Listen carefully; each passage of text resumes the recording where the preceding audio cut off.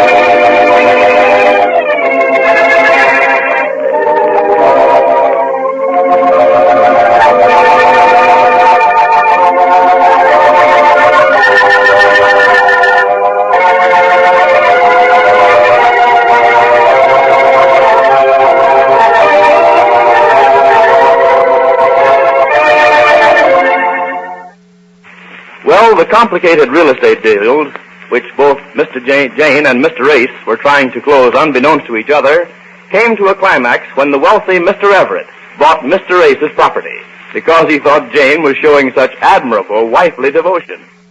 The papers were signed, and Mr. Ace got his check before Jane arrived with her client, Mr. Neff. The scene now takes place late that evening, and we find Jane, Mr. Ace, and their friend Marge in the Ace's bungalow. Listen. So you see, Marge, the old man thought she was trying to plug my property. All the while, she was actually trying to make a sale for this Mr. Neff, who promised her $500 if she could sell his plot of ground to old man Everett. Why, this next Neff guy actually gave her an advance of $250 because Jane told him Mr. Everett had told her he was going to buy Neff's lot.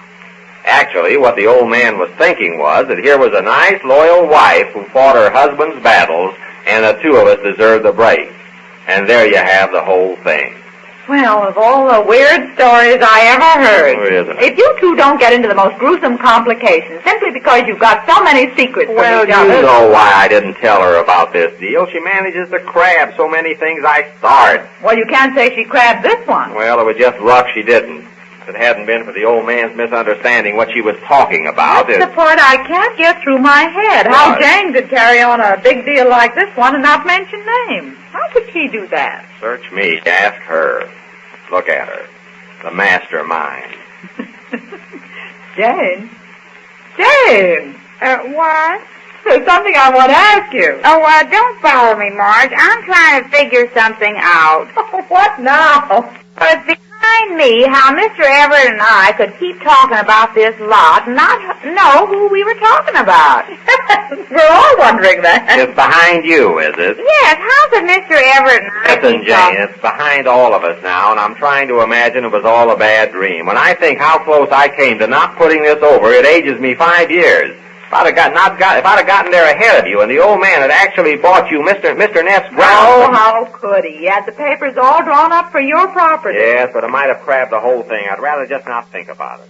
Well, now that it's over, nobody can be hurt. I'd like to think about it. As I understand it, you made yourself quite a chunk of money you didn't expect. Yes, you see, my client was only asking $60,000 for his property. Neff wanted $70,000 for his. Well, when Jane was talking price to the old man, she said $70,000, and he agreed. Well, hadn't you talked price with him? No, I started to a couple of times, but he kept saying the price is okay. Well, I just figured he had the property appraised, and he knew what he was asking. And a man in his position knows just what's going on everywhere in town. Well, when he handed me the check for $70,000, well... Is that the first inkling you had that something was wrong? Well, it was just at that minute that Jane crashed in with Mr. Neff. And when she opened up, as only she can, and I saw this deal of mine go crashing about me, well, I could have walked under a rug with a high silk hat and raised an umbrella. Yes, and on my toes, too. And then what happened? I don't know. I was a little unconscious all through it. There were some words between Jane and old man Everett. She wanted to know what he meant by buying my property. Well, I didn't want Mr. Neff to think it was my fault. Oh, you didn't? No. I'll bet he thinks I'm a fine one. Well, isn't that too bad, what he thinks? I guess you'd rather have him think you were all right rather than see me put through this deal. No, I'm glad you made the money, dear. Well, thanks. You're welcome, dear. Only you got me mad when Mr. Everett kept saying I didn't say anything about Mr. Neff. Well, did you say anything about Mr. Neff? Well, I didn't say Mr. Neff. I kept saying I had a friend with a lot for sale. Yes, that was another high spot of that nightmare. Mr. Everett's reply to that was that he thought she meant me, and Jane said, Mr. Ace, why, he's no friend of mine. Oh, I didn't do any such thing. You didn't say he's no friend of mine? Well, yes, maybe I did, but I didn't say, Mr. Ace, he's no friend of mine like that. I don't talk like that. Oh, you don't. You ought to get a load of yourself. I wish I had a record made of that invigorating little scene in the old man's office, and you should have got a load of Mr. Neff when he found out I was in the real estate business. I can imagine. I'll bet he burst a blood vessel. Oh, practically. He kept shouting, I see it all now. Why, he accused Jane of stalling him so that he wouldn't be able to get his property into the competition and in that way leave a clear field for me.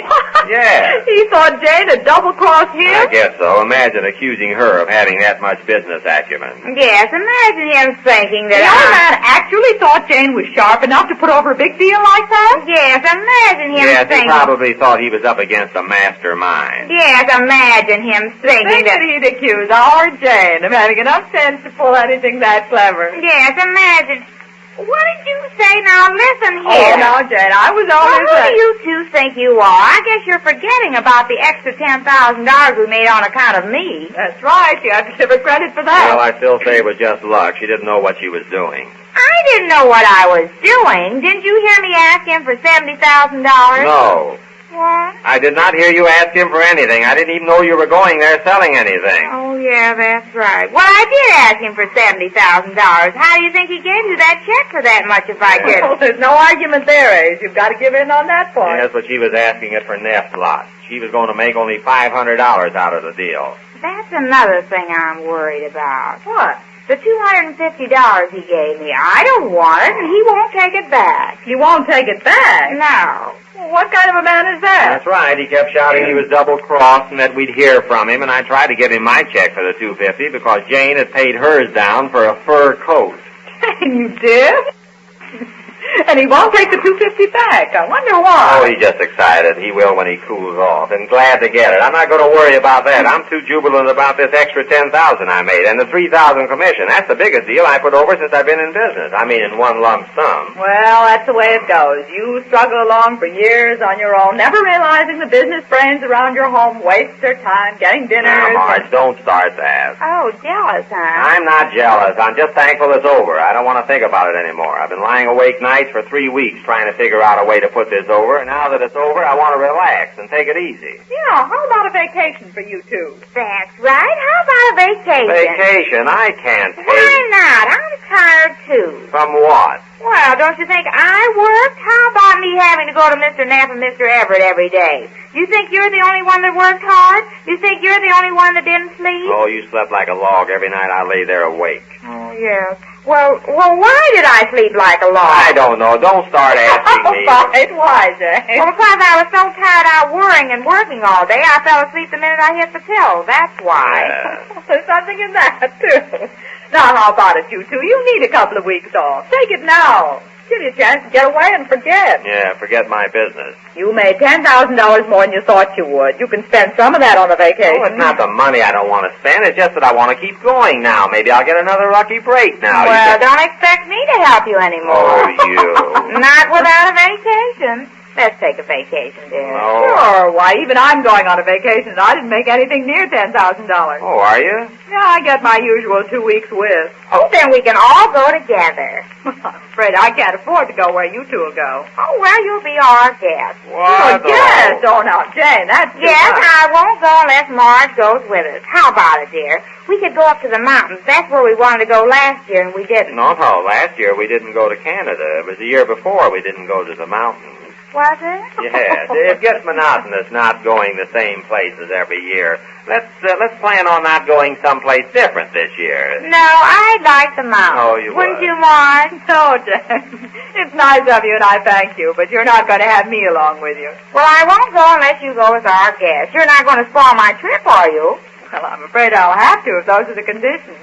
Now, why don't you two go alone? Why do you have to No, drag... I won't go unless you go. Dear, make her go. Nobody has made me go yet. You're like giving candy to a baby. Oh, Mars, why don't you go? I'm not giving candy to a baby. I won't hear of it. Well, I won't go a step unless you go, so there.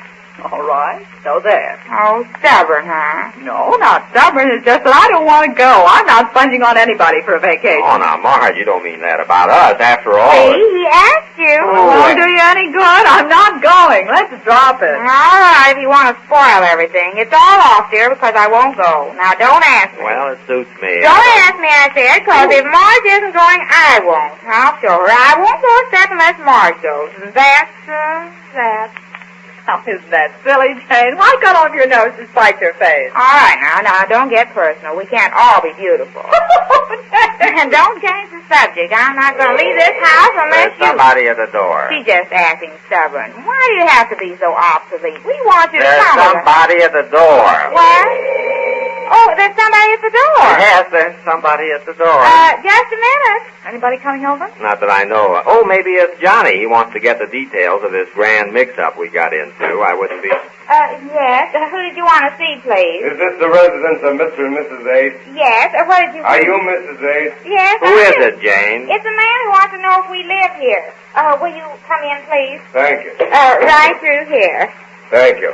Did you want to see me? You, Mr. Ace? Yes. This is for you.